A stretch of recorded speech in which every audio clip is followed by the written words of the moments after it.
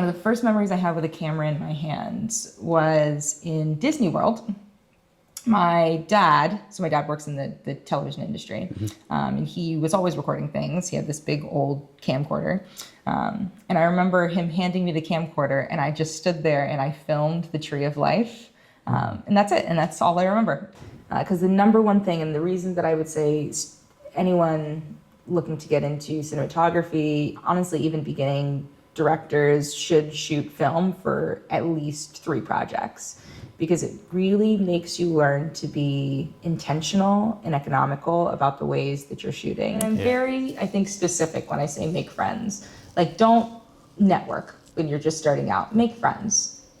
Hello, welcome to Filmbreakers. This is the very first podcast that I will be doing with a series of guests where we'll be talking about film and the ins and outs of essentially what brings film together. And I am having conversations with a bunch of colleagues and friends and people who I admire, and we've got no exception here. We have Katiana Weems-Ado. Hello. Hi. How are you? Isn't this strange? A little bit. It is a little bit strange. It is a little bit strange. First episode of Filmbreakers, which is first episode. Yeah, episode 1001 101. You've done podcasts before, anyway. Yeah, at least 2. Well, so you did Rob Lee's podcast, which was called. What was it called? Truth in This Art. Yeah, big Baltimore podcast. Actually, I think he's extended, and it's maybe not quite the entire. He hasn't, I think, opened it up to the entire East Coast, but it is at least like the DMV area plus I think Pennsylvania. I think plus Pennsylvania. I think he goes up to New York sometimes too.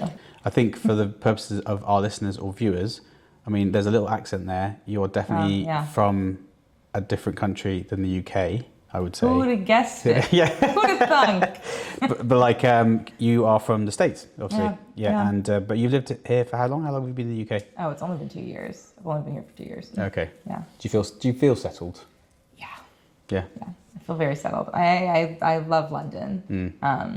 Going back to the podcast thing. Yeah. So Rob Lee was how long ago? What, a few years back was it? I want to say I did Truth in This Art. That was like such a big career moment for me. Milestone. When did I do Rob Lee? I think it was right after, I think it was right before I got the Saul Zaentz grant in that fellowship. So it was probably 2022, I think. Yeah. Maybe 22, 23. And so just for our listeners, viewers anyway, so Katiana Weems-Ado is a filmmaker that I've worked with before. I've been your first AC. We did a short film together, and Katiana herself is a director of photography. You went to Syracuse University in New York, but you originally hail from Baltimore. Is that correct? Ellicott City. Yeah, Ellicott City. Yeah, nice, cool. And but yeah, basically we're here to talk to you about your film journey and how it all started. I am going to pick up on a couple of points I've heard in terms of doing my research. The Barbie and the flip cameras. What's that all about, first and foremost? But I think my first question is, if you'd like to just introduce yourself, tell us a little bit about yourselves, and also what brought you to film in the early days. That's such a big question. We've got time. Take your time. I have such a difficult time branding myself, especially because my practice these days has expanded to, I just did it, has expanded to not just include my work as a DP, and I think that's okay, because I think filmmakers, as practitioners, as artists, should be encouraged to be multidisciplinary makers because film is a multidisciplinary medium. So personally, to me, it doesn't quite make sense unless you're working within that sort of standardized studio setting to be specializing in just one thing because humans are multifaceted beings. So generally these days, I just kind of call myself a filmmaker. But when I'm working on productions, generally I'm going to be a DP. I'm also an educator. I've been teaching for a little over half a decade now, and I love it. And my practice is very much dual. So the filmmaking side feeds my educational side of things, and it's very much this nice sort of circular relationship. I got into film when I was very young. I've always loved images. My brain has always worked in terms of the pictorial. I was a big reader growing up. I still am. I would say probably I read a lot more than I actually watch films. So I would say I come to the pictorial from storytelling, and that's where I sort of met visual storytelling as a medium. And I... Can I ask you something there about, in terms of, you're a big reader, but how did it translate for you? If you knew when you were younger and you were growing up, you were reading all these books and stuff, but then how did that bridge happen into the visual aspect of things for you? Do you remember that? Like, do you remember when that changed, or when you knew you wanted to go in that direction? Oh, really? No. It just came. To me, it feels to me a lot like falling in love. A bit is like, can you ever really pinpoint the exact moment where you fall in love with someone or something? Like it's an accumulation of a bunch of different smaller moments until one moment you make a decision that, at least for me, I don't even really remember making. And it's been that really kind of ever since. Do you know roughly how old you were? Not even, really. It was just always there. I think one of my first memories I have with a camera in my hands is I've been able to pin this down. I have a very poor memory. Something exciting about me is I have a very poor memory. Okay. One of the first memories I have with a camera in my hands was in Disney World. My dad works in the television industry, and he was always recording things. He had this big old camcorder. And I remember him handing me the camcorder, and I just stood there and I filmed the Tree of Life. And that's it. And that's all I remember is asking for the camcorder, him putting it in my hands, and me filming the big Tree of Life in the middle of Magic Kingdom. Nice. That was, but you don't remember how old you were when you did that? I was really young the first couple times. Yeah. The first 2 times, I would say, I went to Disney. Tell us about the Barbie, the flip cameras. Yeah. Basically. Okay. Yeah, I can do that. Yeah. It will lead us nicely into where I want to go, I think. So, first camera of my own that I ever had was, and it's still to this day, it's my favorite camera I've ever owned. I wish I still had it. I have absolutely no idea where it's gone. I think maybe my parents gave it away or sold it. It was a Barbie camera. I want to say this particular Barbie VHS camera came out in 2001, maybe. It's still to this day my favorite thing I've ever owned. It was so stinking cute, first of all. The image quality actually wasn't terrible, especially for a VHS camera. Made by Mattel? I don't know if it was made by Mattel. Okay. I think it had to be made by Mattel. Yeah. The branding was all over it. I guess copyright and licensing would have been from Mattel, but that's an interesting question. Who made it? Yeah. Yeah, I have absolutely no idea who made it. It had to be Mattel. But it came out in such a strange era. I always feel like I came of age in terms of technology in such a strange era. Because what year are we talking here? Like 2000s. Okay. Like really early 2000s. Yeah. Because when I got the camera, like it was at a time period at which DVDs were already pretty popular, but everyone still had VHS tapes in their house. I've got so many VHS So it's like tapes. a strange sort of change around. Yeah. Yeah. In terms of social demographic stuff. Yeah. I get it. And so that was my first camera. I used to write little scripts on like loose leaf paper, and I'd get my friends and my family to basically perform roles for them. And it was. Did they appreciate that, or were you quite bossy and you made them do it? I don't know. I think they enjoyed it. They enjoyed it. They had fun. I know my dad definitely had fun. I think my little brother had fun. Yeah. I think it was a fun experience. I was probably pretty bossy, but. Do you remember your first film you made? Do you remember what the first story you made or film you made with? I don't remember what it was called, but it was something about me and my brother were like super spies, and my dad played a villain, and he had maybe kidnapped all of our stuffed animals. There's a lot of props involved with this one. It was some spy movie, I think. Okay, nice. Did it have a tape? Did you have to put tape into it? No. So this is the best thing about the camera. You didn't have to put a tape into it. The camera was basically just sending it back to the receiver. Okay. And the receiver was hooked up to just like an old TV. And then the tape was in there. And then you'd have to, you could press record on the camera, I think. I think you had the ability to press record on the camera. But that was about all it did. Okay. Everything else was just sort of for show. Yeah. The little viewfinder was fake. And the only way that you could look at the image was back on the TV. How's it connected? So the camera was connected then Wirelessly. To the TV? Yeah. Really? Yeah. How's that possible? It was sending, so basically the camera was acting as a transmitter. Okay. Yeah. Transmit the image back to the receiver, and the receiver was taking the image and then sending it to the receiver was wired to the Okay, TV. fine. So fine. Yeah. But then that's interesting because it's wireless transmission, like the first experience of like a Teradek stroke faxes situation. So wireless transmission and frying kids' brains at the same time. Good old Barbie. Do you know what I mean? Doing the best for whatever. That's cool. Did you?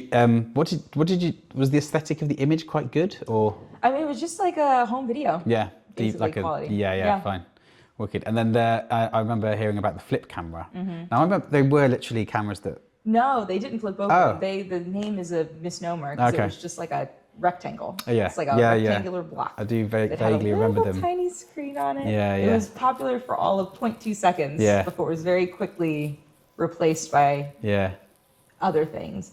Pretty much just DSLRs that had better video recording quality. Good camera? I really enjoyed it. Yeah. Personally. I mean, I was a kid, you know, and it was perfect for the things I wanted to do as a kid, which was record little movies with my friends. It was really small. You could put it in your bag. It had enough space to record everything that I needed on it. I don't even, to be honest, remember if it even took SD cards. Like, I think you may have just had to plug that camera into your computer and download your footage off of it that way. It's amazing, like when you think about technology today and how advanced we've become in 20 years. I mean, you're talking like the noughties when you had those cameras, and those are kind of basic level cameras. But even, you know, I always feel like cameras become retro, or they kind of they come back in. Like someone might hear this and go, "Oh yeah, that Barbie camera. Oh, I've got to find that flip camera and then use it for like a skate video or something." Exactly. And then, but it's weird how quickly technology does advance. We won't talk about AI. That's fine. But then, what led you to? So you're a young person. You've done your Barbie and your flip. You've made your mum, your dad, and your brother kind of be in films. You've kind of forced them to do that, and then you kind of realize, okay, no, this is good. Like, you're still reading books, I presume. And then what happened? So what did it seem like an actual progression? How did I get serious? How did you get serious? There was a class in high school. Still to this day, I think maybe, actually, I don't know. I think there are some courses that I've taken that have quickly outshined it. But it was called, there were two parts to the class. So you could take one your junior year and one your senior year. So third and fourth year. And they were called Independent Research and Intern Mentor. And it was a class where you could do whatever you wanted. Oh dear. For a whole year. Whatever you wanted. Yeah.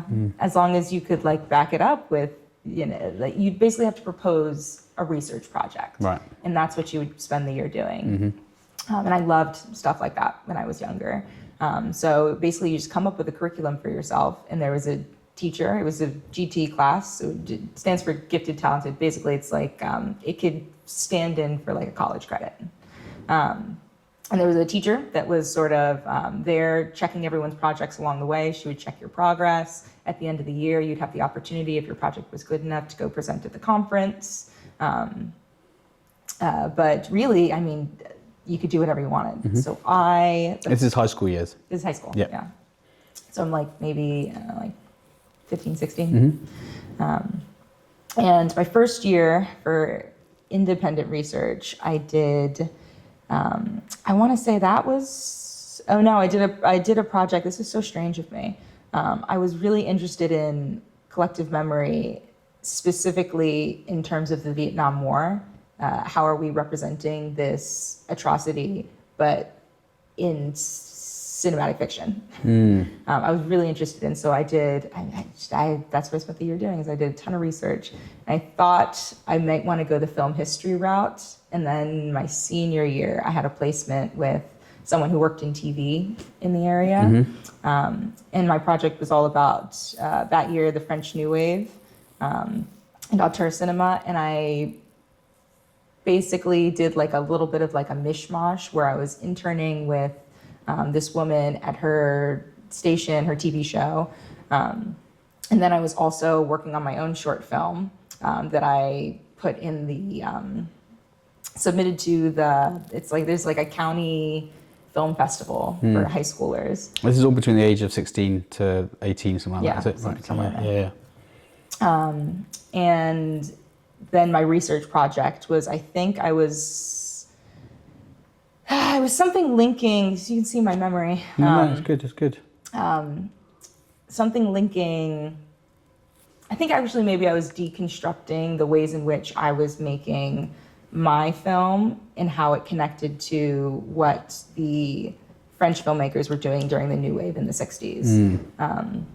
So the Vietnam aspect to it, that was the year before. That was the year before. Okay, Yeah. fine, yeah. Because I kind of like, okay, then you did because I remember also I remember you talking about the 400 Blows and that being a really good, significant, impactful film for you as a teenager. But going back to the Vietnam thing, like as well, and that's interesting because it feels like what made you want to go towards a social cause in terms of storytelling and filmmaking, and that's quite a young age to go, oh, I want to talk about Vietnam in the films I'm going to make.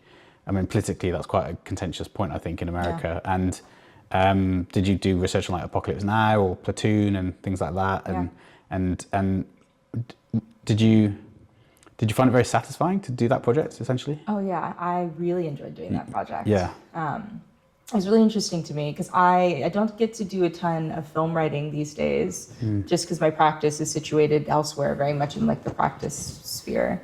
I'm trying to remember because it was quite a good project. I recently reconnected with one of the professors that I interviewed for the project.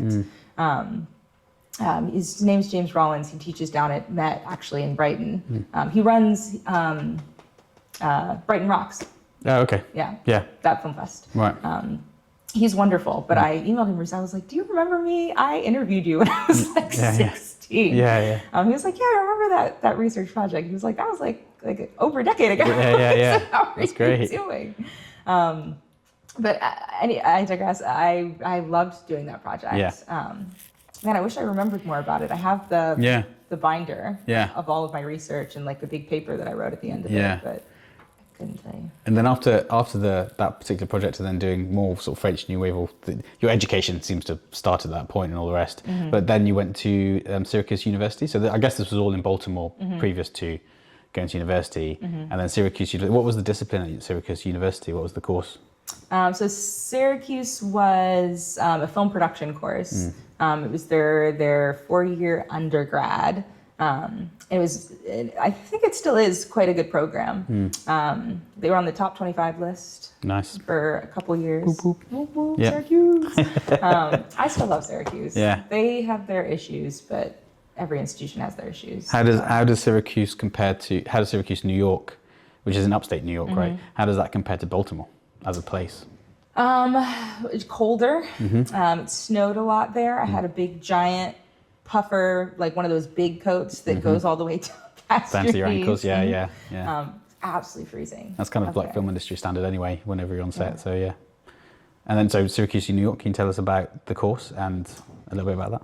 Yeah, so as a practice course, I was there for 3 years actually, because I knocked out 2 of my credits at community college. That's where I did my film studies degree. So I do technically have an associate's in that. And then I did my bachelor's in Syracuse, but that's technically in film production. So it was far more practical. I loved my professors there. They're most of, I think, where I am in the industry these days. So how was you? I think it was part of your course, wasn't it, that you must have done a placement in Prague? So you chose Prague, and was it specifically to learn 35mm film? So there were 2 programs that you could do. The first was the 35mm program in Prague. So it was a partnership with FAMU. And then the other program that you could do was an LA placement for a semester. I was way more interested in the Prague program just because I think European cinema was a little bit more interesting to me. And studying film felt like kind of like a once-in-a-lifetime opportunity. In LA, the LA placement, essentially you get placed in an internship somewhere in LA. I was never really interested in the Hollywood scene. It just didn't feel particularly generative to my practice. And also it would have meant that you would have had to have, because they were at different times. So the Prague placement was at the end of your junior year, at the end of your third year. And the LA placement was at the beginning of your senior year, fourth year, which is historically when you're meant to be doing your thesis. Right. So it would have meant that you would have had 6 months where you either had to like not shoot your thesis and maybe just do development on it and then do it in the 6 months till you get back, or you shoot it over there somehow with whatever resources you can find. But by the end of the year, you had to have your thesis done. Yeah. And I had quite big plans for my thesis, and it needed to be shot at very specific points in the year because I needed the seasonal changes. So I was like, I'm not going to do LA. If it's a choice between the two, I'm going to do Prague. How was Prague though itself? It was lovely. It was cold. Language barrier? Not really. No? Not really. Pretty much everybody spoke English except for the older crowd. And then when we got there, we had Czech beer. yeah, Oh yeah. a lot of Czech beer. Yeah. And language classes, Nice. which I took for some reason very seriously. Really? So much so that I would walk into stores and I'd start in Czech, and then they'd think I was Czech and keep going, and I'd be like, "Oh no, I'm so sorry, Yeah, I yeah. actually can't go any further." Yeah. And they're like, "Why did you?" Yeah. I'm like, "I was trying to be polite." Yeah. And they're like, You know. but how was the teaching for the 35mm film? Did you enjoy learning on 35mm film? Learning 35mm was a lot of fun. To be honest, it wasn't so much about, it was far less, I would say, about learning the actual medium of analog, and a lot more about intentional storytelling, I would say. Because the number one thing, and the reason that I would say anyone looking to get into cinematography, honestly, even beginning directors should shoot film for at least 3 projects, because it really makes you learn to be intentional and economical about the ways that you're shooting. Yeah. Like you have to know that that's the shot that you want because you only have a certain amount of time. Of course. And it's kind of like, how expensive is a roll of film? Isn't it 400 feet gives you 10 minutes or something like that? Yeah. And then just that intentional aspect, I think, is very key. It also improves your efficiency. I mean, it just signifies the whole fact that, in camera department, you have to be efficient because you want to be looking at the shot, and time is money, essentially. So yeah, I can totally understand that. Please sort of carry on. Yeah. There was one class that I took that was the best class I've ever taken. It was surrealism with Pavel Barchek. I'm trying to remember what his last name was, but he's the guy in Food, in Jan Spunkmeyer's film. Okay. So very famous surrealist. He's an actor. He's a filmmaker. He's incredible. Yeah. And it was a class you had to test into. So basically on the first day, the room would be absolutely packed. And he gave us this test. He gave us a blank piece of paper and gave us these sort of tests, which were kind of like nonsense a little bit. Surrealism. Yeah, exactly. Surrealism. Just sort of meant to test, like, can you force your brain to think in this way? And I was like one of the 20 people that made it into the class. I have no idea what his criteria was and what it was that he was looking for, but still, to me, the most incredible class that I've taken. So that was about a year? Prague was about a year? 6 months. 6 months. Yeah. Back to Syracuse. Back to Syracuse. Finished Syracuse. Graduated with flying colours. Did my thesis. Came to the UK. Taught for a little bit. Taught for a little made bit. some films, and then came to the UK. So you do call yourself an educator, and as could you tell us a little bit about what that means to you, being an educator? Is that too big? Is that too big a heavy question? Or? Yeah. What does education mean to me? Yeah. Or because I see you as a director of photography. I say, oh, Katiana, she's a DOP I worked with, or DP I worked with. But it's interesting when I've seen your website as well, you do call yourself an educator and a filmmaker. So, for me, you're making very specific distinctions between the terms. So, I think you are a DP, but do you not want to call yourself a DP? I find it tricky to call myself a DP only because I am also a director and I am also an editor. And that work is important. Yeah. When I collaborate, generally I'm a DP. But I think it just makes it so that I can't just specifically just say that I'm a DP. Yeah. Because my practice it comes from so many different angles. Yeah. And the education side of things is yet another angle that I sort of bring into every interaction that I'm in, every project that I'm on. Like it's one of the reasons why I signed on to Polder, which was the last project that we were on, is because a large part of that project was the educational impact that we were able to make with that production, bringing young people onto the production and teaching them, you know, what a film set even is, how it works, and getting them involved at a young age at an industry that's quite inaccessible. Very true. And education to me has always sort of been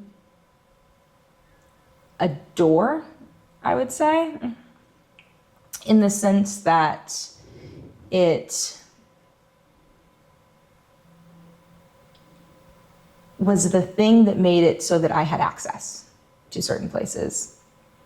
So if I jump back to Syracuse for a second, part of what made me feel so confident stepping into new roles on set is I would just go to workshops on my own. I would corner professors and ask them, hey, can you teach me this piece of gear so that I feel confident using it, so that when I'm on set, you know, as a young Black woman, I'm not sort of pushed to the side and told to go do fuck all. Yeah.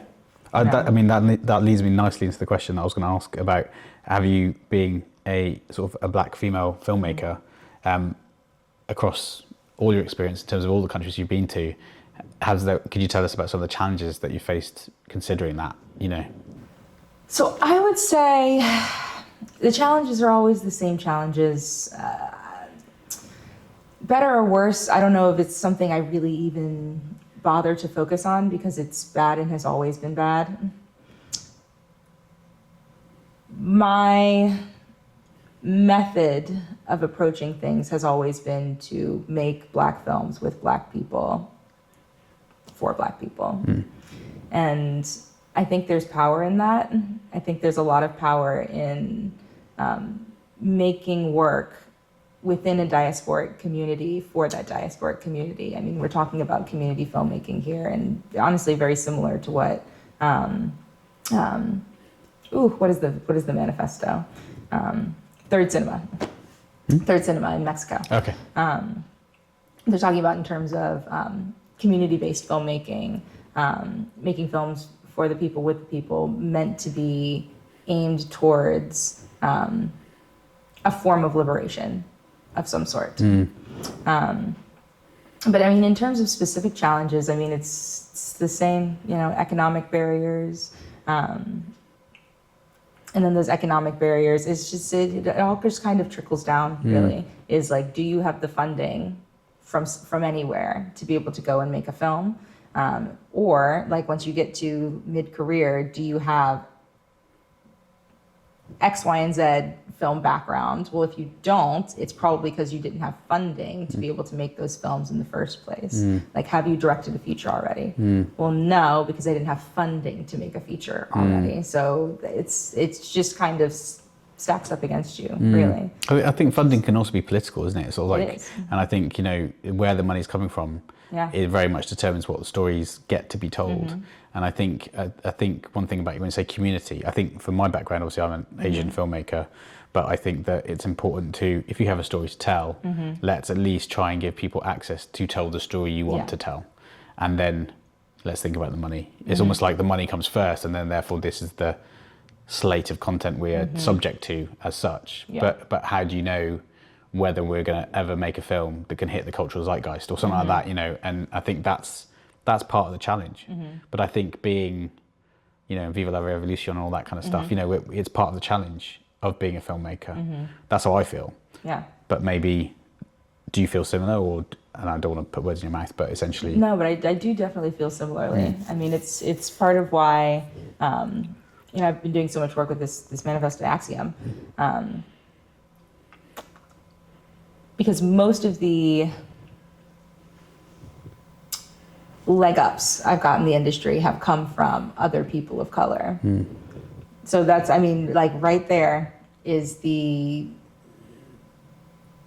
reasons in which we make films together. But I mean, just like being a DP, I mean, being a DP as a woman is already difficult enough. Yeah. It's already difficult enough. Yeah. I mean, there's maybe like, I try and keep track of them as much as possible.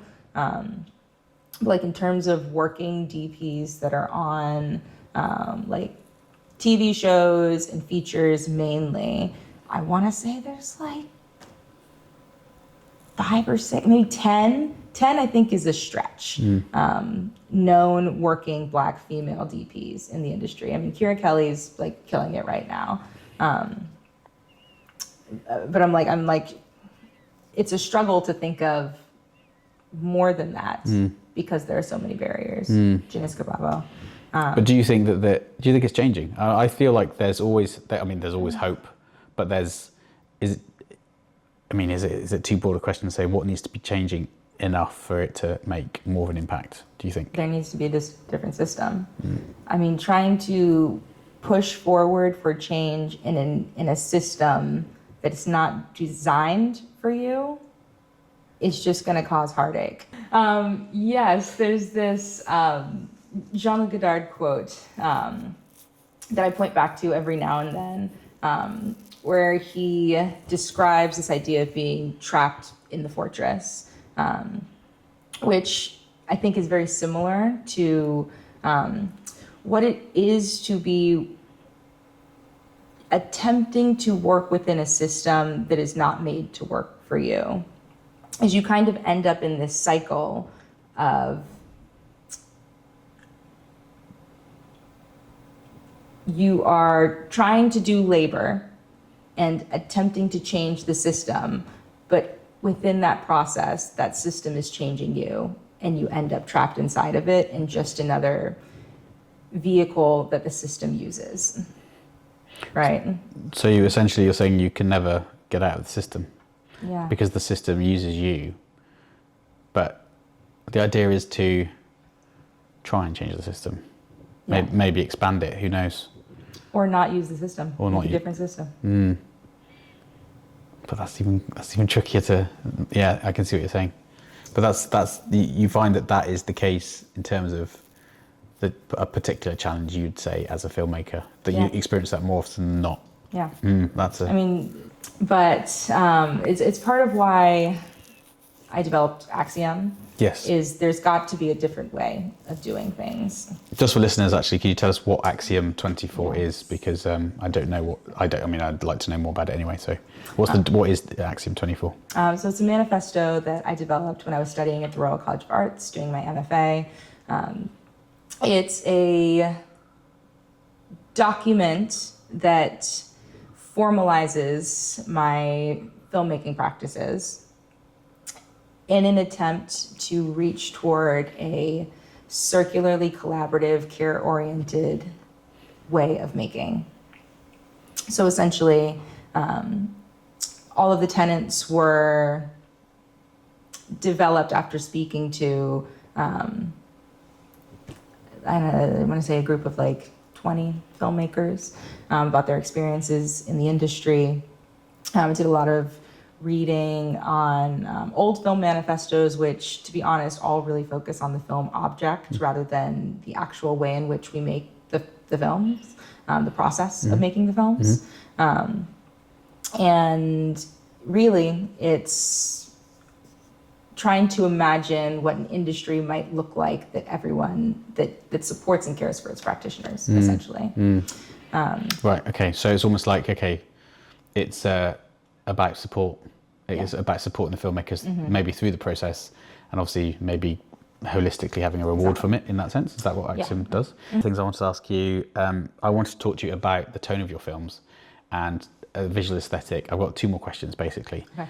But I would say, I mean, actually, let's talk about how can people find you? Like, what's your like Instagram handle, and how would people kind of find your work and see where they can check you out on social media? Yeah, well, people can find me online. You find me on Instagram. It's just Katiana.Jasmine. My website is kjweems.com, Kati J, or just kjweems.com. Cool. Those are the 2 main places people can find me. I've got 2 more questions. What would you say, if you describe your films to someone, what would you say is the intrinsic aesthetic value of your films that differentiates you from other filmmakers?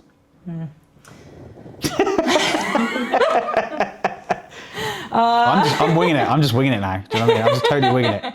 I don't know if there's any. I honestly don't care to be differentiated from other filmmakers. I like to be like other filmmakers. Well, how would you describe your there's films? something incredibly human about that. Sorry, I just cut you off. Say that again. I just said that I think there's something incredibly human about that. Is we're all really emulating each other, and I think anybody that says their films are different is ignorant. But love it. I say all of that to say, what did you ask? You asked. I think I just if you were to describe your film. Oh yeah. If you were to describe your films to people, and I hate that's a horrible thing to say because I don't think any filmmaker can really also describe their film. I can say what I'm reaching for these days. That would be good. So my practice these days is really very much concerned with pictorial representations of grief. Maybe not necessarily mourning. I used to think it was mourning that I was interrogating, reaching through for, around. But I think really it's more temporality. Grief and temporality is, I think, a little bit more interesting to me than the act of mourning. Because mourning is already temporal. But there's an aesthetic. There's an aesthetic of formation, I think, that surrounds grieving in the sense that you're moving from one space to another space and you don't know what that other space is going to be. Like it's this world without this thing that you had once. And I'm curious right now in my work about what that space looks like and how else we might be able to represent it. Because mourning is not just tears and crying. Like what else is it? It's a void. It's emptiness. It's a reaching inside, right? And like, what do you find when you reach inside? And is it even a reach? Like, are you just are you floating there? Like reaching implies, reaching is active, right? Is it a more passive act, grieving? Sometimes it can just hit you. And sometimes it can just hit, like it could just be passive. There's something I'm trying to figure out. I don't think I'm ever really trying to tell anybody anything with my work. I think I'm reaching for a sameness and trying to see if someone, it's a filmmaker, Sophie LeBeau, she's wonderful, but she says, do you know this too? Is this question that she's asking with her work. And I like to think I'm trying to do something similar. That's great. You're trying to connect. Trying to connect. Very simply. Okay. Very simply, going straight in. Oof. What advice would you give to young filmmakers trying to break into the industry? Make friends and make films. Just do. That's it. Yeah. Yeah. And I'm very, I think, specific when I say make friends. Like, don't network when you're just starting out. Make friends. And when I say make films, I mean make art. Okay. You know, like make something that you care about with people that you care about. And to get you started, that should be enough. Good answer. Final question. Yes. What do you love about film? It's all I know. Is that a good enough answer? I think it's all I've ever done. Some of the last answers you gave me were so cerebral and so kind of fascinating, and I've actually kind of connected with it. It's just like in my head, I'm like going, "Oh, we're definitely going to hopefully make more films together or have an opportunity to work together." But it's not all you know. You're clearly an artist, and you clearly are projecting yourself in a way that's so positive and great for other people, and you bring people in. You are, and I think I really appreciate the fact that you have taken the time to be here today and actually tell us about it at least. So I think you're a great filmmaker. But thanks for coming on. Thanks for having me on. Number 1. Yeah, 001, 001. That's it. Cool. Okay. Thanks, man. Well, now, man. Get a hug. Thanks, dude.